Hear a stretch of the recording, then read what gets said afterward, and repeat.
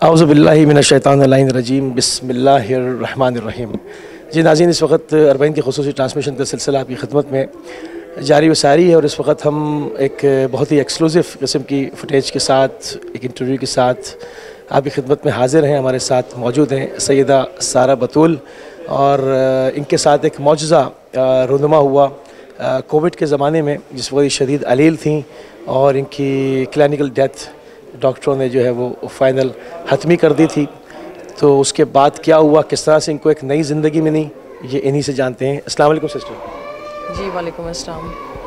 Sister, हमारे नाज़रीन जानना चाहते हैं कि किस तरह से जो है वो आपको मौला अमीरुल मोमिनीन ने एक नई ज़िंदगी बख्शी, वो सारा माजरा क्या था हमारे नाज़रीन के लिए, अगर आप बयान फरमा दें।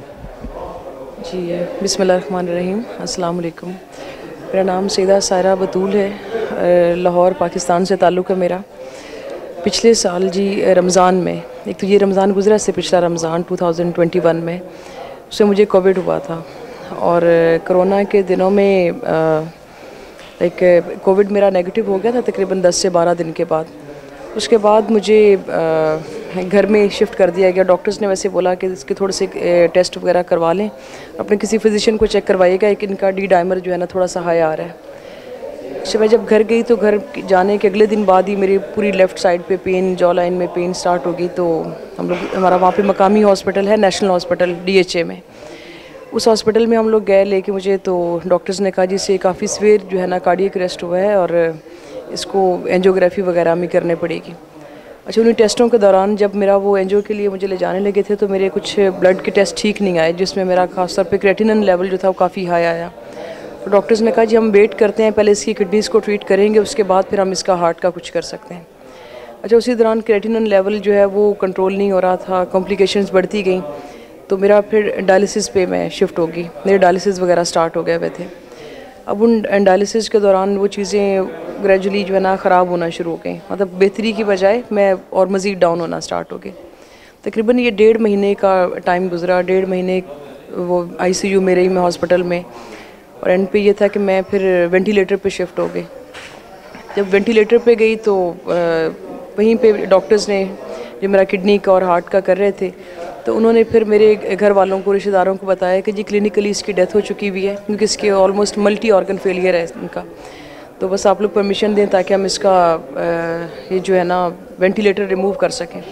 अब वेंटिलेटर रिमूव करवाने के लिए मेरे ख्याल में परमिशन वगैरह ले रहे होंगे घर वालों से या जो भी था। इवन मेरे पीछे गांव में फ़ोन कर दिया गया था कि डॉक्टर्स कह रहे हैं इसको ज़्यादा देर रखना नहीं है, इसे फौरी आप जैसे भी होगा दफन कीजिएगा, कि उसकी बॉडी की हालत नहीं है। मेरी पूरी बॉडी में पानी पड़ गया हुआ था।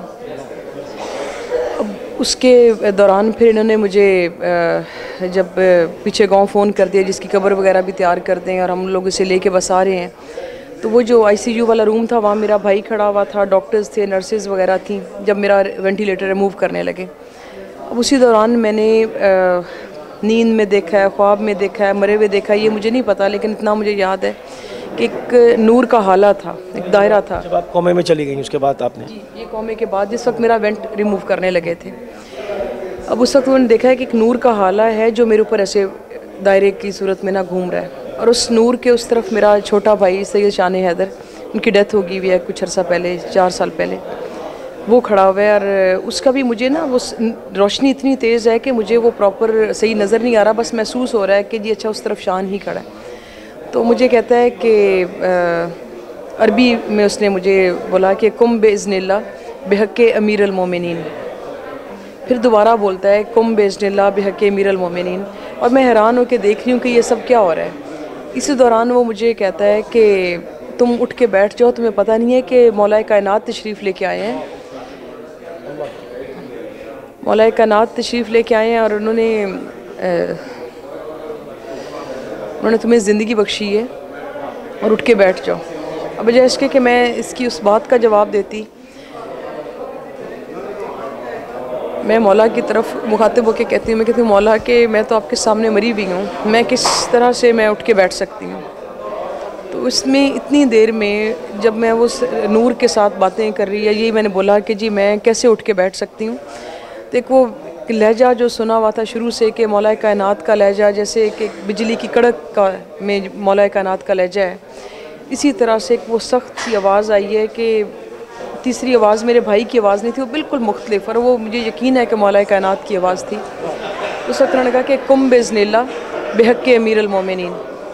जब ये तीसरी दफ़ा मौला ने ये वाला जुमला मैंने सुना है, और उसी लम्हे मैं उठ के बैठ गई हूँ। जब मैं उठ के बैठी हूँ तो एकदम वो डॉक्टर्स और मेरे वो जो रिश्तेदार थे या जो भी वहाँ पे खड़े थे, एकदम डर के पीछे हो गए कि ये कैसे हो सकता है। तो तब मुझे अचानक सडन जब उठ के बैठी तो उनके लिए तो एक सरप्राइजिंग था, वो सब डॉक्टर्स वगैरह सब पीछे हट गए, नहीं आप ही कह रही हैं। बिल्कुल जब पीछे हटे ना, तो उस वक्त मैंने फिर कहा कि मैंने अपने भाई को इशारा किया कि मुझे जो है ना कॉपी पेन ला दो, मैंने कुछ लिखना है। कि मैं बोल सकती नहीं थी, मुंह में वेंटिलेटर वाला वो आला लगा, पाइप लगा हुआ था। तो मैंने फिर वो उसने मुझे कॉपी पेन दिया, तो मैंने उस पर लिखा कि मुझे मौला कायनात ने ज़िंदगी बख्श दी है, तो ये मेरी मशीन वगैरह उतरवा दो, मुझे मेरी ज़िंदगी को कोई ख़तरा नहीं है।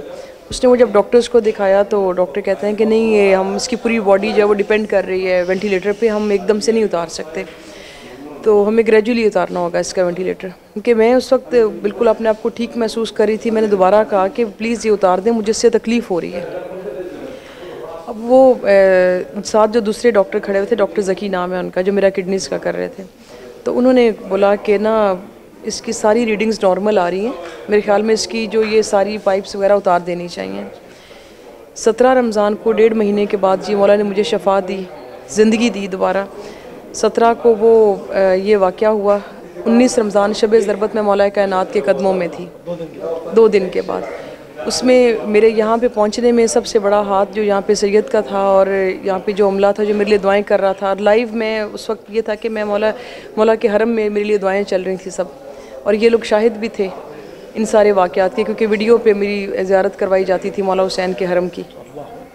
तो इसी वजह से उन्होंने फिर मुझे वहीं पे इमरजेंसी वीज़ा दिया कि तुम यहाँ फ़ौरन आओ और यहाँ पे आके अपना पूरा मौजज़ा जो है ना वो सबको सुनाओ। और साथ ही फिर मुझे उनकी सैयद की तरफ से वो तहय्यात जो है वो जी, ये इसमें है मैनेजमेंट के ही हैं लोग जी। इसमें अंडर तो सैयद अली सिस्तानी के आते हैं ये सारे, और फिर सैयद सादुद्दीन हाशिम है, तो इन लोगों ने बेसिकली मुझे करवाया था। तो उसमें उन्होंने मुझे तहय्यात वीज़ा दिया यहाँ का, और उसके अलावा हरम में मेरी नौकरी है, वरना कोई भी यहाँ पे हरम में फ़ॉरनर कोई जॉब नहीं कर सकता। मैं वाहिद फ़ॉरनर हूँ जिनको इनके कहने पे यहाँ पे जॉब दी गई है। अभी भी आती हूँ, मतलब वो एक खुदामा का कार्ड बना हुआ है, जब भी आती हूँ आके जो चंद लम्हे हैं वो यहाँ पे आके मौला के हरम में नौकरी वगैरह करती हूँ। अब क्या मैसेज देंगी जो हमारे नाज़रीन इस वक्त देख रहे हैं? बाज़ लोग के जब हम जैसे प्रोग्राम्स वगैरह करते हैं तो लोग फ़ोन करते हैं, हम हमेशा ये कहते हैं कि हाजत बयान नहीं करनी है, वो सब उनको सब पता है, खुदा जानता है, और सिर्फ अहले बैत का वास्ता दें, मौला हुसैन का वास्ता दें। तो बहुत सारे लोग इस वक्त भी देख रहे होंगे, हर इंसान के पास हाजत है, उनके लिए, उनके दिल की ढारस के लिए कोई मैसेज? बिल्कुल मैसेज है जी। हमारे कुछ जो हम कमज़ोर ईमान के लोग हैं जी, हमें एक लम्हे के लिए कोई चीज़ नहीं मिली तो हम दर बदर वो कहते हैं ना कि हम अपना ट्रैक चेंज करना शुरू हो जाते हैं। हकीकत ये है कि इनकी ठोकर में कायनात को रख दिया गया। जिस तरह इन्होंने उसकी ज़ात को मनवाने के लिए कुर्बानियाँ दी हैं, उसी तरह से फिर उसकी ज़ात ने इनके इख्तियार में सब कुछ दे दिया। अब ये मेरा एक वाक़या, और ऐसे कई लोगों के साथ ये वाक़यात हुए हैं कि किसी को ज़िंदगी अता होगी, किसी को शफा अता होगी, तो ये कौन दे रहा है? आज जाके हम जब मांग ही इनसे रहे हैं तो इसका मतलब अता भी यही कर रहे हैं। अच्छा, आप एक चीज़ और जिक्र कर रही थी, अभी इंटरव्यू से पहले हमारी बात हुई कि पेस मेकर का आप बता रही थी। जी। मैं चाहूँगा वो भी ऐड करें इसमें। अच्छा जी, मेरा वैसे एक बड़े अरसे से एक प्रॉब्लम स्टार्ट हुई थी, मुझे टैकीकार्डिया का एक इशू था, और उन दिनों में मेरा यही था कि पेशावर हयाताबाद में एक डॉक्टर थे, उनसे टाइम ले चुके हुए थे। तब मुझे कोविड वगैरह नहीं था, बल्कि कोविड का नामो निशान भी नहीं था जब जब ये टैकीकार्डिया का इशू चल रहा था। तो टेस्ट वगैरह सारे कंप्लीट था, मुझे इन्होंने पेस मेकर लगाना था वहाँ पे। तो अल्हम्दुलिल्लाह ये जब मौला ने जब ये ज़िंदगी दी तो इतनी बेऐब दी कि वो भी मेरा मसला, मुझे बड़े अरसे बाद मैंने रियलाइज़ किया कि मुझे कोई टैकीकार्डिया का इशू नहीं हो रहा, और वो तो मसला ही ख़त्म हो गया हुआ है। और आज तक खुदा का शुक्र है कि मुझे कोई सिंगल मेडिसिन भी नहीं लेनी पड़ती।